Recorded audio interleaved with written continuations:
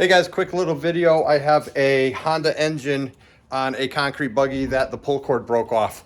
So I have a spool of pull cord. I'm gonna run out to the concrete buggy. I'm gonna take the pull cord mechanism off. I'll bring it back inside. I'll show you how to rewind it real quick. And then we will put it back on. Super quick, super easy. No need to pay someone to do this. As long as you have, on the Hondas, most of them are 10 millimeter. As long as you have, I do believe it's 10 millimeter, 10 millimeter socket or a wrench. That's all you really need. So let me get out there and take it off. I'll bring it back in and we'll put a new cord on there. So I got a bunch of videos on that truck right there. I have videos on the Honda. I have, that's an old CRV. I have a bunch of videos. I'm trying to get that truck running. I got a whole series on the Corvette over here. I have some on the Expedition, and of course I have some for the Firewood, the F350 over there, the X-Mark. But this is what we're doing today. This pull cord broke off. I'm selling this, and a gentleman came over and gave it a good yank, and he broke the cord. So I'm going to take it off. It's just 3 screws, 1, 2, 3. Take this off. Obviously this pull cord goes in there. We'll go in the garage. I'll put a new string in here and rewind the tension in there, and we'll come back, put it on.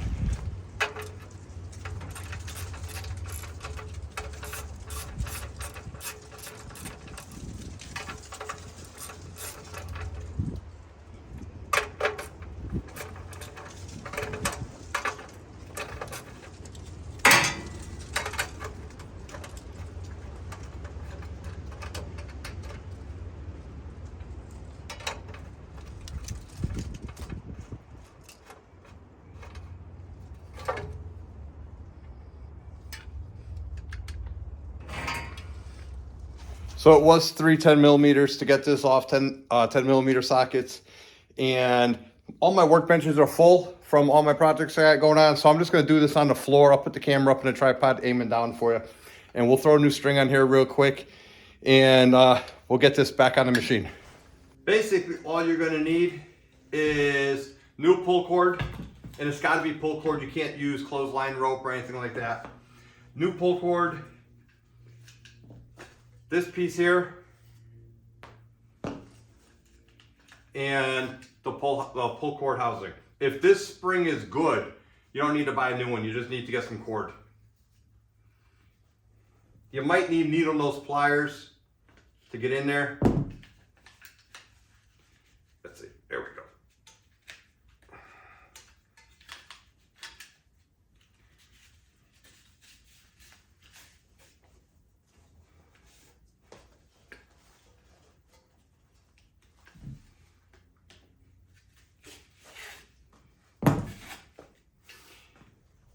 And if you were happy with that size pull cord, if you have both pieces, you could just cut it to this length and you're good to go. So I know I need a minimum of that length right there.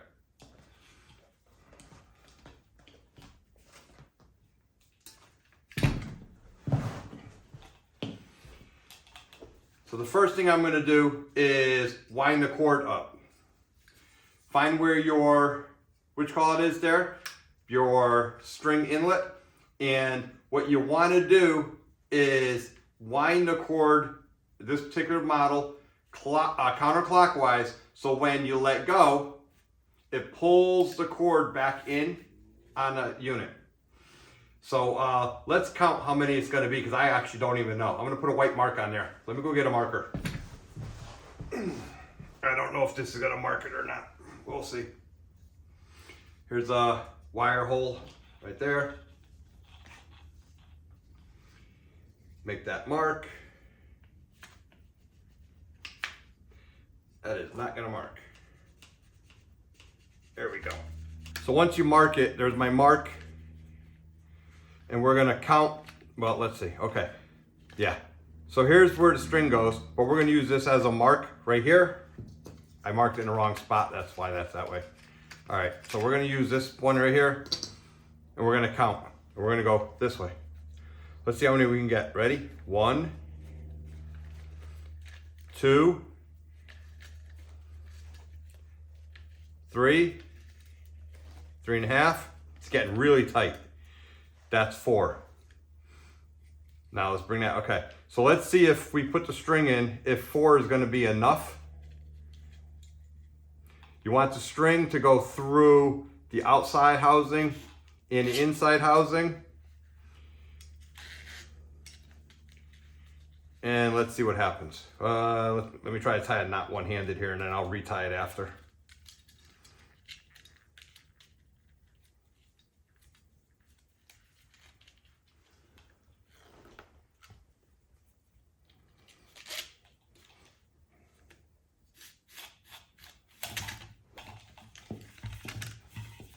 Yep, so that takes out, that pulled more than we originally had on there. And I still got tension on it, so when this is on here, it'll be good. Let's see. Yeah, that's good. So now, pull it back out. Let's tie this knot up again.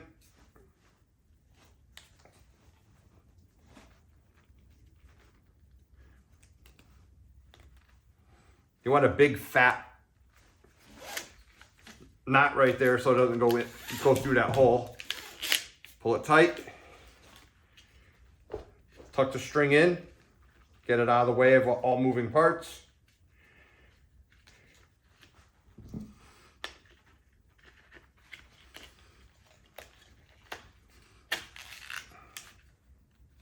Cut the tag off. Pull this tight again, and then bring it in. Excuse me, bring it in. Figure out where you still have tension. I don't want to cut it here because that's too much string. And then this will be flopping around. So I kind of got to mark where it's naturally in, which is right here. And then, you know, go maybe another 6 more inches. And now you still have your full cord. Go right about here. Don't forget you got to put this on. And once again, this you have to put a couple knots in.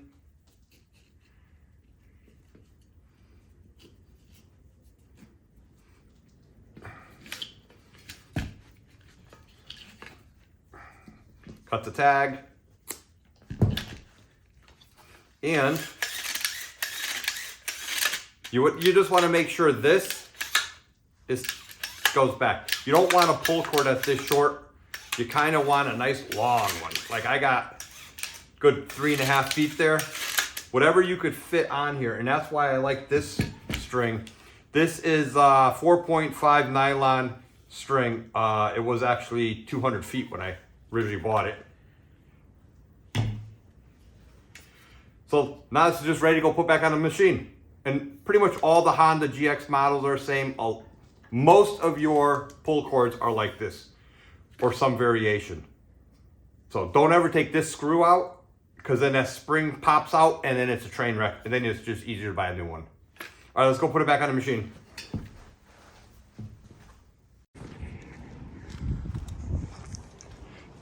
Three 10mm bolts and we will be good. The way these work is inside here, there are, see this metal? I don't know if you could see it. Let me get it closer. See that metal finger right there and that metal finger? See how they retract, but if I pull quick, they come out right there. Those metal fingers actually grab into these holes that are on this cup. See this cup right here? So what you don't want to do is you don't want to yank it real quick, because you don't know where it's gonna grab. So you kind of pull it out till you feel your fingers grab the engine. These fingers that pop out of here, right there. And then once you got those fingers on, then you could give it a good yank.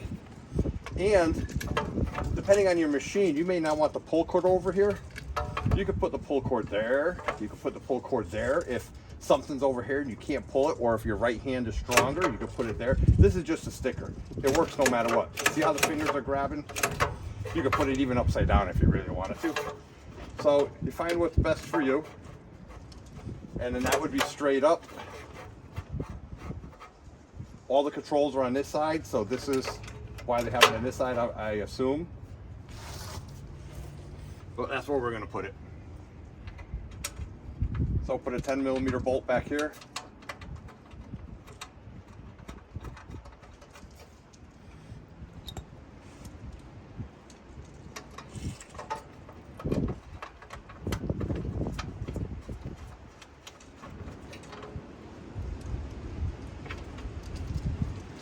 I've seen on some of the cheaper engines, sorry about the wind noise, they don't have bolts, they have rivets. You just drill the rivet out and you could re-rivet it to get this off.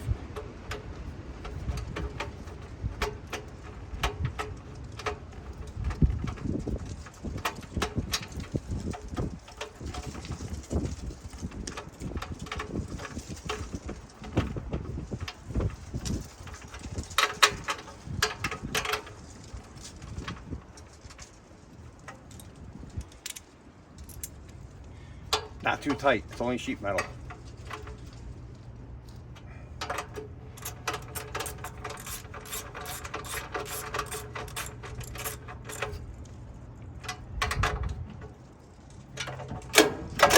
Hear those fingers grab?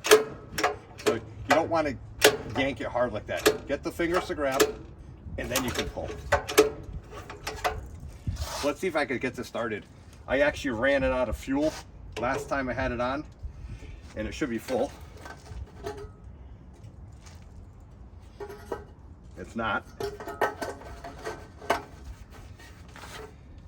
Oh, did I not fill this one? I don't think I filled this with fuel. Checking the oil, we just changed the oil on it, that's good.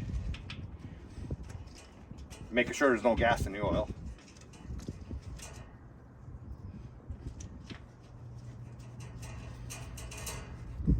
All right, let's see if we can get this thing started. Turn the fuel on. Let's give it a second to drain in. Fuel's on, choke's on. Giving it time for it to gravity fill the bowl, which is down here. Give it a little couple of easy pulls. Get the oil moving. So let's give it a pull.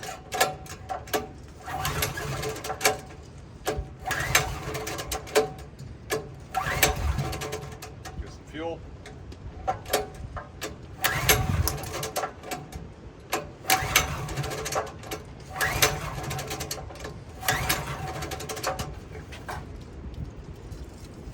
I gotta get fuel.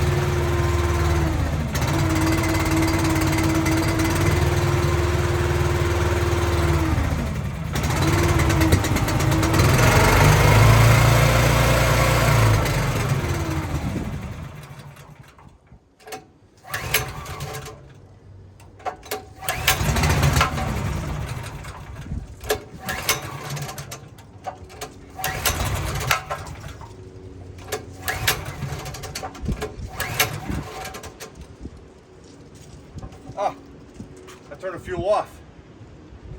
Idiot. Fuel on. There we go. There we go.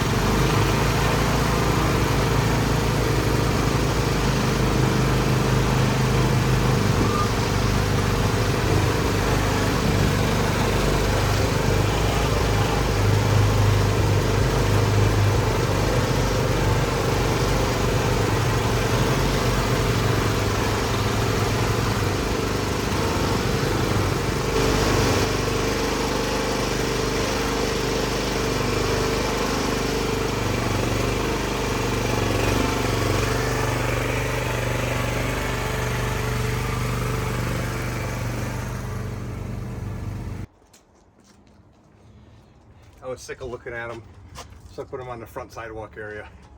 The next thing I'm going to do is I ordered a new hose for the BR 800. See the hole? So I'm going to go put a new hose on that. All right, guys, I'm going to wrap that video up here about doing the Honda pull cord on that GX model, or the GX, yeah, horizontal shaft engine. The vertical shaft engines are the same also. I got a bunch of other things I'm trying to get done today, so I'm going to do the hose on the BR 800 next. So hope you watched that one. I hope you enjoyed this. I hope it was helpful. Check out some of the other videos, and sorry about the sunlight. And don't forget to like, subscribe, and see you in the next one, guys. Thanks for watching.